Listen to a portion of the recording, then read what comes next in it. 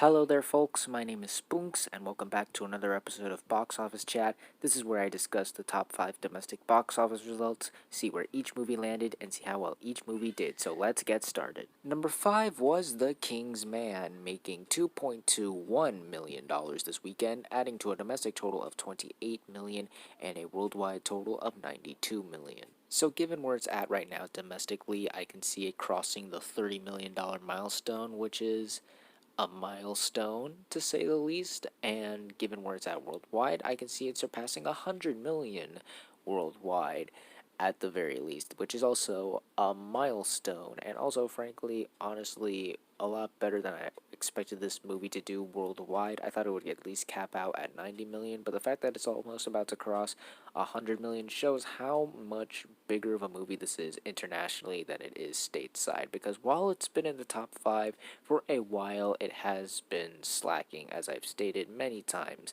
about this movie. This movie didn't really deliver the goods. It seems that it does have an audience, and that audience encouraged others to go check it out, as indicated by the holds and just for how long this movie's been in the top 5, but it wasn't enough to come close to the success of the first two films.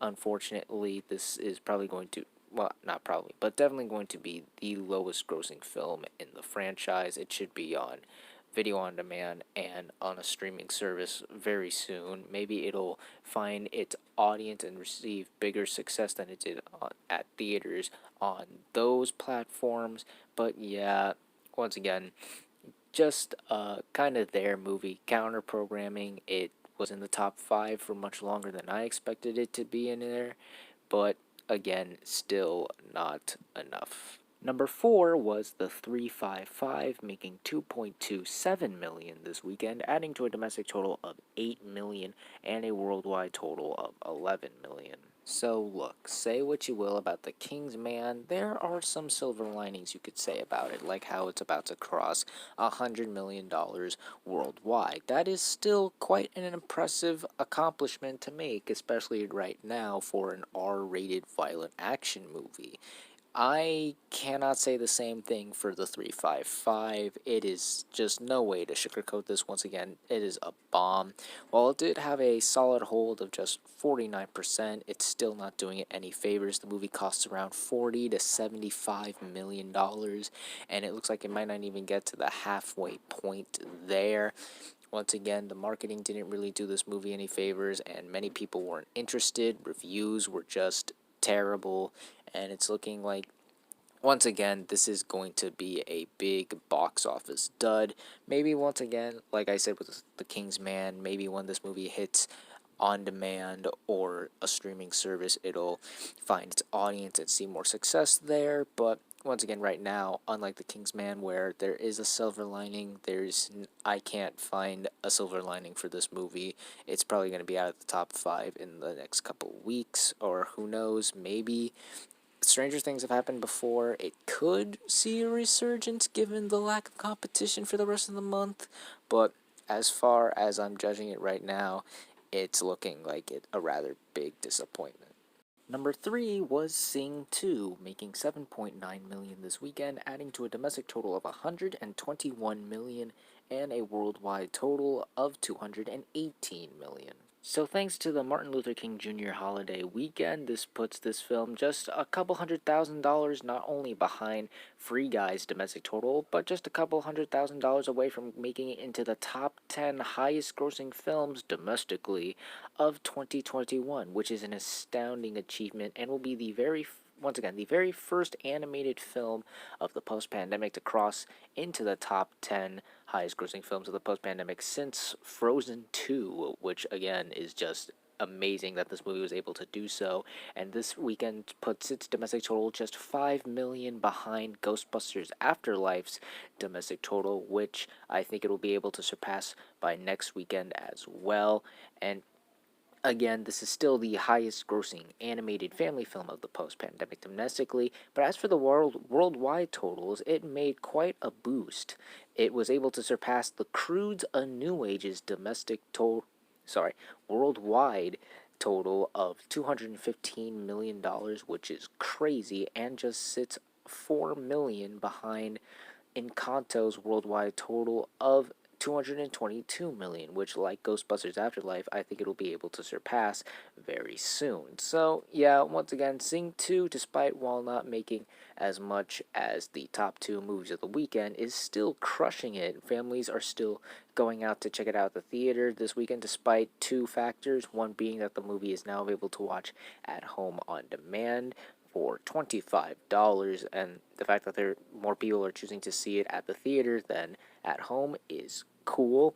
And also, Hotel Transylvania Transformania was recently released on Amazon Prime, which means that was technically its first big competition, and people still chose to go see Sing 2 at the theater, which is also quite cool. Not much else to say here, except Sing 2 is still killing it at the box office, and looks like its staying power will still remain true for many weeks to come. Number 2 was Spider-Man No Way Home, making 20 million this weekend, adding to a domestic total of 702 million and a worldwide total of 1.6 billion dollars. So yes, this film has finally been dethroned. It is no longer the number one movie at the box office, but even with that, this movie is still doing really well. It had a stupendous drop off of just 38%, and thanks to the Martin Luther King Jr.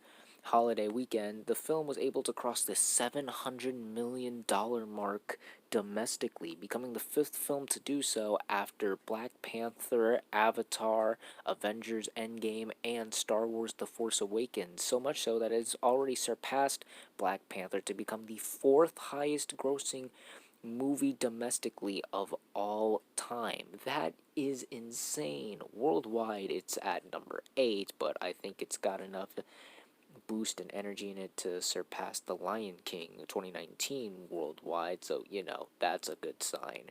But yeah, even with this film no longer being number one, it still shows how much of a staying power and repeat value this movie has. The fact that this movie is a month old now and it's still making over $20 million in theaters is just crazy. This is an anomaly, to say the least. I'm not sure if we are ever going to see a movie have this much legs or staying power or just this success in a while now. Even the Batman, which is a highly anticipated movie, I'm pretty sure will be a huge blockbuster, but it probably won't match up to the lengths and success of this movie, because this was just insane. And in the height of a pandemic, it was still able to make this type of money.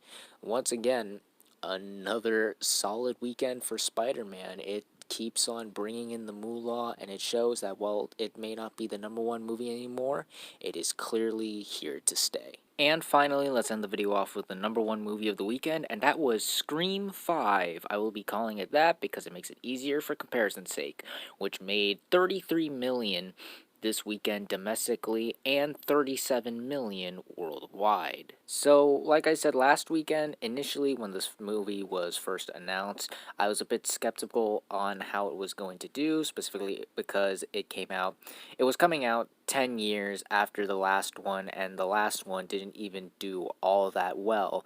And the fact that this movie just crushed it to the extent it did and made more money in 3 days than how much the last movie made in 3 days is astonishing, let alone it being the very first movie to defeat Superman. That is crazy. This is a very solid opening. It's beneficial because the movie only costed around $24 million to make, so it's already made that budget back, and it's going to double that next weekend, so it's already a box office success in my eyes. And in terms of horror films during the post-pandemic, this is the third biggest opening weekend for a horror film, behind Quiet Place Part 2 and Halloween Kills. And another fun fact, this is the biggest opening weekend for any movie released by Paramount Pictures since A Quiet Place Part 2. Who knew that Paramount was so good at releasing and marketing horror film sequels? And given the positive reception from both critics and audiences, this movie's probably going to leg out similarly to stuff like Quiet Place Part 2 and maybe even Candyman.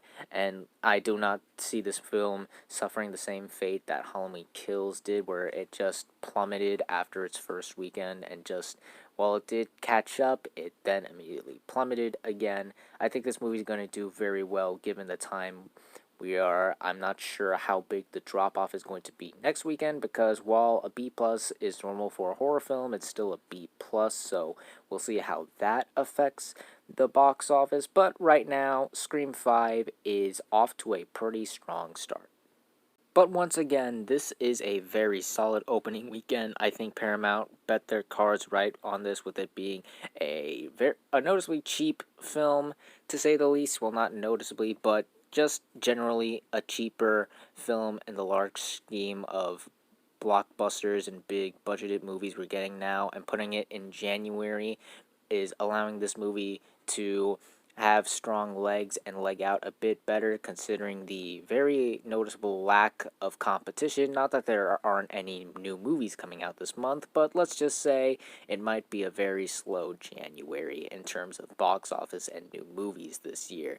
But in terms of this movie's success, I think it's going to do very well, and there was a lot that was benefiting this movie. The marketing was great, the buzz was really strong, word of mouth seems to be very good.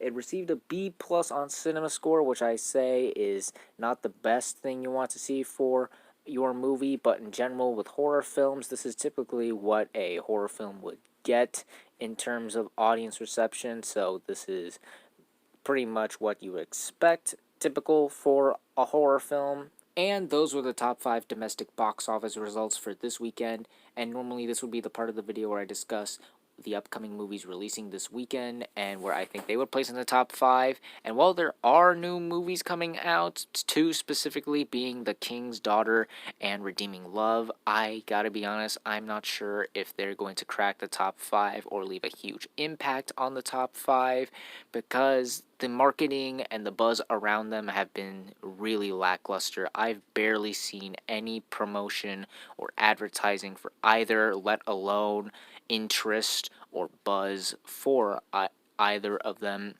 in any way, shape, or form. In fact, I didn't even know these movies were coming out until I was looking up if there was anything coming out earlier this week, and I was like, oh, these 2 are actually coming out? Oh, wow, that's interesting.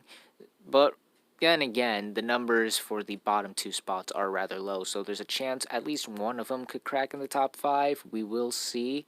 And if they do manage to crack in the top 5, I'll be discussing how well those movies do, as well as the rest of the movies that land in the top 5 on the next Box Office Chat. And that's going to do it for this week's episode of Box Office Chat. What did you all think of the results? Were you satisfied, unsatisfied? Comment down below and let me know. If you like this video, hit the like button. If you like this channel, hit the subscribe button. Follow me on all the social media links right there. And until next time, everyone, stay sharp.